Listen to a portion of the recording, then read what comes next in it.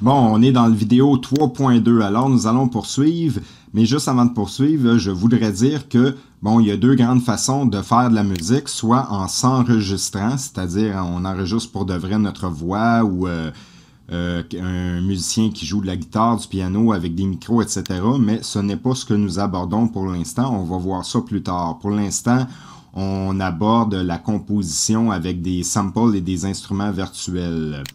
Alors, pour poursuivre, nous allons faire File, New From Template et Empty pour partir avec un projet vide. Alors, voilà. Alors, comment insérer des instruments, des samples, des sons ici dans la fenêtre de Pattern. On va revenir dans une prochaine partie pour la passer en revue. Pour l'instant, comment faire pour insérer des sons. Alors, bon, si on fait right-click ici et que je fais Delete, ça ne fonctionnera pas parce que par défaut, FL Studio nous laisse toujours un channel pour ne pas que la fenêtre soit vide. Alors, c'est pas trop grave, mais ça, on part à la base, comme ceci. Alors, comment faire? Il y a plusieurs méthodes, là, 3, 4, 5 façons environ d'inclure des sons ou de choisir des sons. La première, c'est de faire right-click sur un bouton de channel. Si on le fait dans le vide, ça ne fonctionne pas. Regardez, il faut le faire sur un bouton et on choisit insérer ici.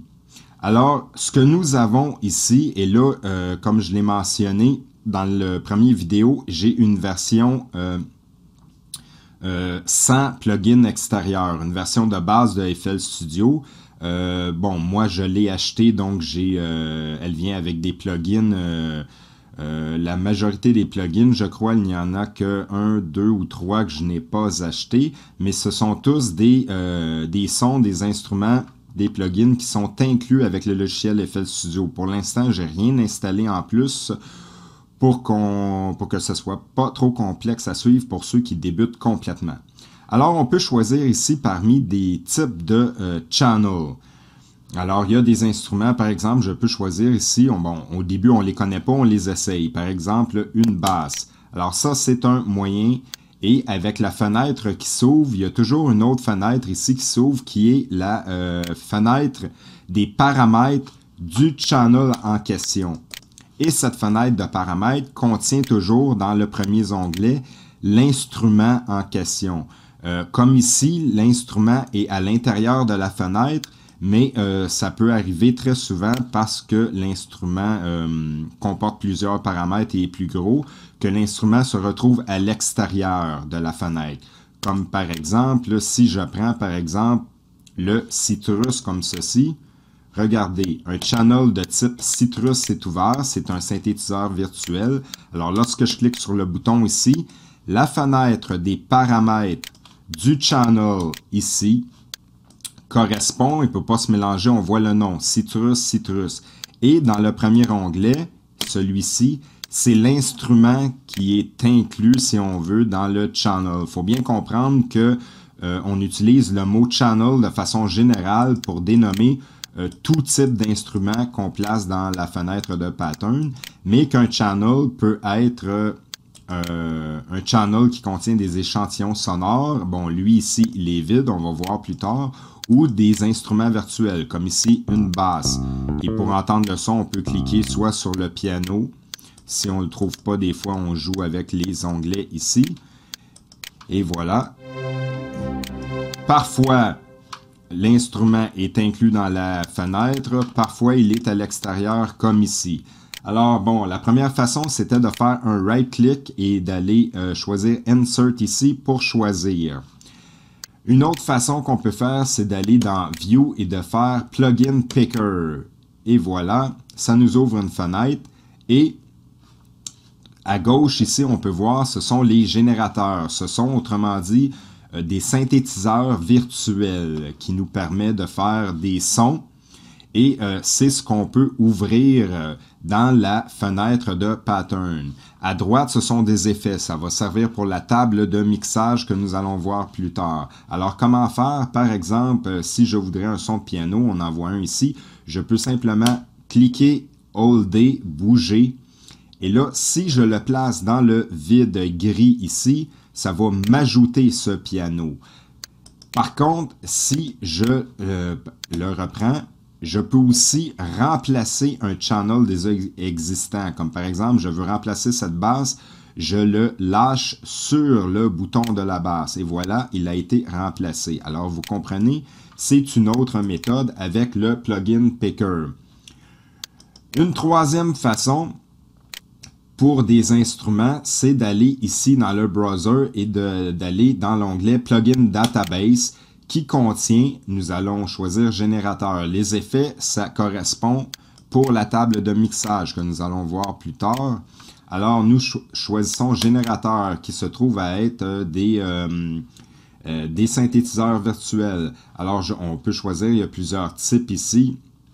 Je vais choisir par exemple synthétiseur et là il y a plusieurs sous-types de synthétiseurs. Par exemple le Morphine ici ou bon d'autres. Regardez le Poison. La même chose, on fait un drag and drop, c'est-à-dire qu'on clique, on tient que la souris et soit on met dans le vide en gris pour ajouter ou soit on remplace un existant. Alors voici, je le rajoute. Maintenant je m'assure de cliquer dessus. Là, si on cherche la fenêtre, on clique dessus une, deux fois. Alors, on voit ici sa fenêtre principale des paramètres de ce channel et l'instrument ici, bon, si on clique sur le premier onglet.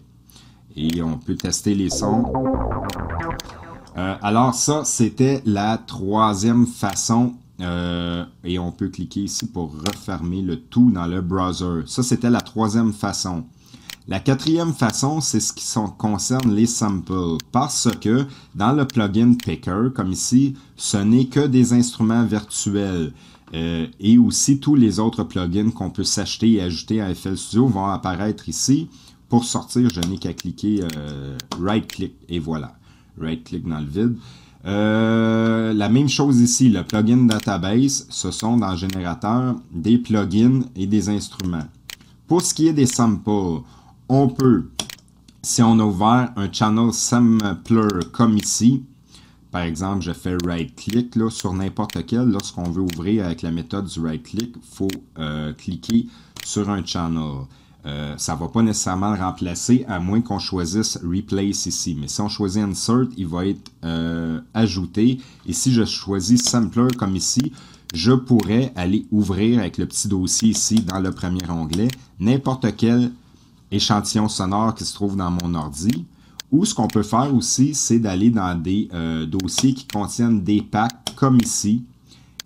On les écoute et faire un right-click et soit les ouvrir dans un nouveau channel comme... Oups, là j'ai fait le contraire. Soit les ouvrir dans le channel qui est sélectionné pour remplacer un channel. Alors on voit ici. Et la fenêtre correspondante, on voit bien que c'est un échantillon. Je peux cliquer ici. Ou alors, Open New Channel pour ajouter. Vous voyez, on a ajouté. Alors, c'est ce qui résume en gros comment choisir des instruments et ouvrir des instruments dans la fenêtre de Pattern. Alors, vous pouvez vous amuser à essayer les différentes façons. Pour ce qui est des samples, on peut chercher. Il y en a quelques-uns inclus avec FL Studio. On peut voir ici des drum kits. Et bon, on peut en ajouter avec le temps aussi, d'en trouver des gratuits sur Internet ou d'en acheter bien sûr. Alors, on va poursuivre pour la fenêtre de Pattern plus en détail dans le prochain vidéo.